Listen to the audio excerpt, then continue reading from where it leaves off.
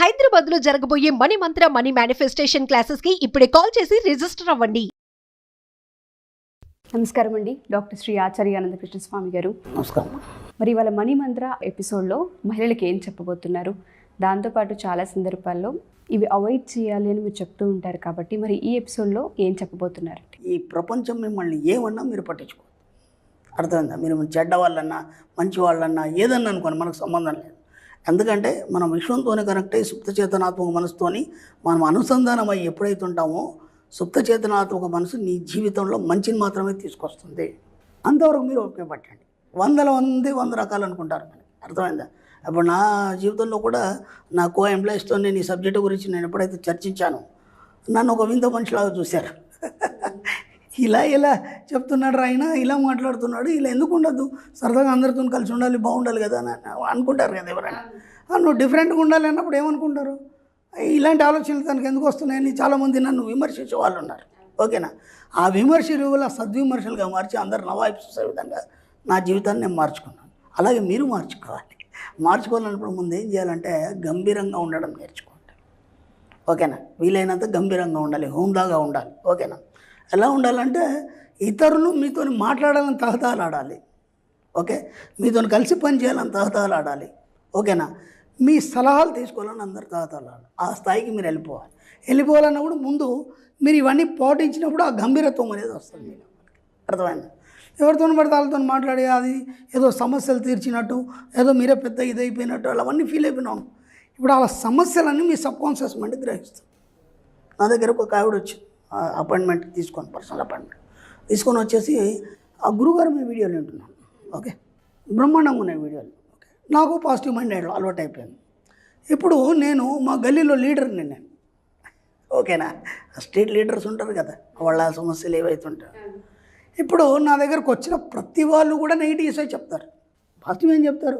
నాకు ఇది కావాలనో, లేకపోతే ఇది లేదను, లేకపోతే వాళ్ళతో గొడవ అయిందను, మీరే ఇచ్చేయాలను. నెగిటివ్ తప్ప పాజిటివ్ అని చెప్పారు. నేను ఇది సంపాదించిన మాత్రం ఎవరు చెప్పారు కదా. కాబట్టి ఆ నెగిటివ్స్ వినడం వల్ల మళ్ళీ నా సబ్కాన్షియస్ మైండ్ డిస్టర్బెన్స్ అయిపోయి మళ్ళీ నెగిటివ్ని మాత్రమే తీసుకోవడం జరుగుతుంది. ఇప్పుడు నేనేం చేయాలి అందా? మీ సబ్జెక్ట్ ఓకే, నేను 2 సంవత్సరాల నుంచి పాటిస్తున్నాను, బాగానే సంపాదించుకున్నాను, అంత బాగుంది. ఇప్పుడు సంపాదన పోయింది, నెగిటివ్స్ ఎక్కువ అయిపోయినాయి. అంటే ఉన్న బలంగా మీరు ఏదో స్ట్రీట్కి లీడర్ చేశారు, మీరు బాగా అన్ని మాట్లాడతారని చేస్తారు, మా అందరికీ కొద్దిగా ఒక ఇదాన్ని ప్రదర్శించండి. ఇప్పుడు ఏమైపోయింది? నా సంపాదన పోయింది. ఎందుకు పోయింది నాకు తెలుసు. ఎందుకంటే ఇంతకుముందులాగా నేను డబ్బు సంపాదించడానికి టైం కేటాయించట్లేదు. ఓకేనా? అలాగని చెప్పేసి సమస్యలు ఎక్కువ అయిపోయినాయి. ఇప్పుడు నేనేం చేయాలి? చెప్పాను, ఎగ్జాంపుల్ చెప్పాను. ఒక వజ్రం ఉంది. ఓకే, వజ్రం ఉంది, వజ్రం చుట్టూ పలకలు ఉన్నాయి. ఓకే, ఆ పలకల మీద ఎన్నో దృశ్యాలు పడతాయి.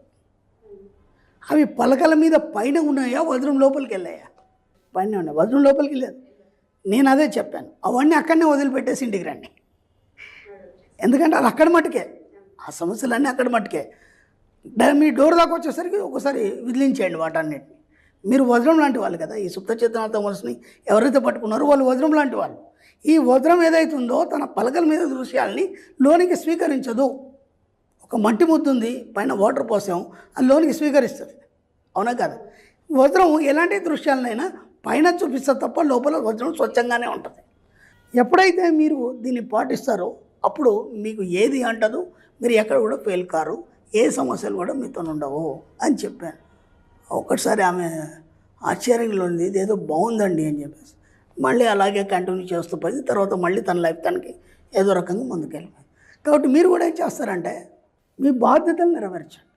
మీ ఇంట్లో మీ భర్త ఒక విషయం చెప్తాడు, మీ పిల్లలు స్కూల్లో సమస్యలు చెప్తారు, లేదా కాలేజీలో సమస్యలు చెప్తారు, బయటకు వెళ్ళి రాగానే అమ్మాయి చెప్తుంది, బస్సులో హెవీ రష్గా ఉంది అమ్మ, మమ్మీ నాకు అలా అయింది, ఇలా అయింది, ఆ స్ట్రెస్గా ఉంది ఇవన్నీ చెప్తుంది. ఓకే, వాళ్ళకి బాధ్యత మాత్రమే నిర్వహించండి. మీ అత్తమామ కానీ, భర్త కానీ, పిల్లలు కానీ, వాళ్ళకి మీరు ఏం చేయాలి ఆ బాధ్యత మాత్రమే వహించండి. ఓకేనా? మీరు దాన్ని సెంటిమెంట్గా ఫీల్ కాకండి. అయ్యో నా కూతురికి ఇలా అయిందని చెప్పేసి మీరు బాధపడిపోవడం, ఇవన్నీ చేస్తే ఏమైందంటే అవన్నీ మీ జీవితంలోకి ఆహ్వానించడం అంతే. వజ్రంలాగానే ఉండండి, వజ్రం ఏది స్వీకరించదు. ఓకేనా, అలాగనా, సరే ఓకే, దానికి ఇలా చేద్దామని చెప్పండి అంతే తప్ప దాన్ని మీరు బాధగా ఫీల్ కావద్దు. అర్థమైందా? ఎక్కడైనా బాధలు ఏవైతుంటాయో, ఎవరన్నా వచ్చి మీతో ఏదైనా బాధలు చెప్పుకున్నారు, ఎక్కడ కూడా ఆ బాధల్ని మీరు ఫీల్ కాకండి. వినండి, వీలైతే ఒక సలహా ఇవ్వండి, వదిలిపెట్టండి. అయ్యో పాపం అలా అయిందా ఇలా అయిందా. నేను ఇంతకుముందు కూడా ఒక వీడియోలో చెప్పాను, ఒక వ్యక్తిని చూసి ఇతను బాధపడి ఓకే ఒక అంగవికలుని ఊకే పదే పదే ఊహించి అతని గురించి బాధపడి ఇతనికి యాక్సిడెంట్ సేమ్ అది యాక్సిడెంట్గా జరగడం జరిగింది అని. కాబట్టి ప్రపంచంలో ఏ బాధల్ని మీరు స్వీకరించడానికి సిద్ధంగా ఉండొద్దు. అర్థమైందా? బాధ్యత వహించండి, సమాజం పట్ల బాధ్యత వహించండి. భార్యలాగా మీరు ఏం చేయాలో చేయండి, పిల్లలకి తల్లిలాగా ఏం చేయాలో చేయండి, అత్తమామలకి ఏం సేవలు చేయాలో చేయండి. అందరు చాలా చక్కగా చూసుకోండి, కానీ దాన్ని మీరు ఫీల్ అవ్వకండి. ఇది చాలా కష్టం కదా, అవునా కదా?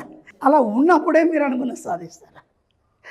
మీరు చూడండి, గొప్ప గొప్ప డైనమిక్ లేడీస్ ఉంటారు, వాళ్ళు ప్రార్థనలు వేస్తారు, వెళ్ళిపోతారు, వాళ్ళ పని ఏదో చేసుకుంటారు.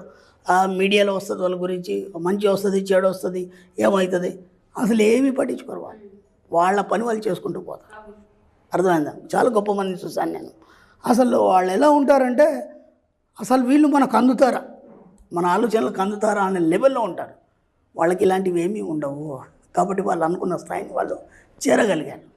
అర్థమవుతుందా? కాబట్టి బాధ్యత వహించండి, దాన్ని సెంటిమెంట్గా ఫీల్ అవ్వకండి. ఆ బాధల్ని మీరు మీ యొక్క మనసులోకి ఎక్కించుకోకండి. ఇంట్లో వాళ్ళే కావచ్చు, బయట వాళ్ళే కావచ్చు, సమాజంలో కావచ్చు, ఏదైనా కావచ్చు. వాటిని చూసి మీకు వీలైతే హెల్ప్ చేయండి, లేదంటే సైలెంట్ చెప్పండి, థ్యాంక్ యూ యూనివర్స్ అని చెప్పండి, నిశ్శబ్దం వహించండి. అంతే తప్ప వాటిని ఫీల్ కాకండి. ఫీల్ అయితే ఏమవుతుంది, మీరు బాధపడిపోయి మదన పడిపోయి ఏడవడం అనేది జరుగుతుంది. అందుకే నేను స్టార్టింగ్లోనే చెప్పాను, ఆడవాళ్ళు చాలా సున్నిత మనస్కులు, ప్రతి చిన్నదానికి ఫీల్ అయిపోతారు, ఏడుస్తారు అని చెప్పేసి. అవునా కదా? ఇక్కడ ఏమైపోయిందంటే మీ ఫ్రీక్వెన్సీ లెవెల్ అనేది చాలా లో లెవెల్లో ఉంది. కాబట్టి కొందరు ఉంటారు ఒక చిన్న మాట అంటే ఏడ్ చేస్తారు, ఓకేనా? కొందరు ఉంటారు రివర్స్లో మాట్లాడతారు, కొందరు ఉంటారు సమస్యను సాధిస్తారు. 3 రకాలు ఉన్నారు ఇక్కడ. అర్థమైందా? సమస్యను సాధించే వాళ్ళ హై ఫ్రీక్వెన్సీ, వాళ్ళ మైండ్ ఆ మానసిక చైతన్య స్థితి చాలా ఉన్నత స్థాయిలో ఉంది. అర్థమైందా? మాటిమాటికి ఏడుస్తారు కదా, లో లెవెల్లో ఉంటుంది. అర్థమైందా? నా దగ్గరకు ఒక అమ్మాయి వచ్చింది, ఇలాగే వచ్చిన తర్వాత ఆమె ఫ్యామిలీ బ్యాక్గ్రౌండ్ చెప్తూ నా పరిస్థితి ఇలా అయింది, నన్ను ఎవరు కూడా ఆదరించట్లేదు అని ఏడ్చింది.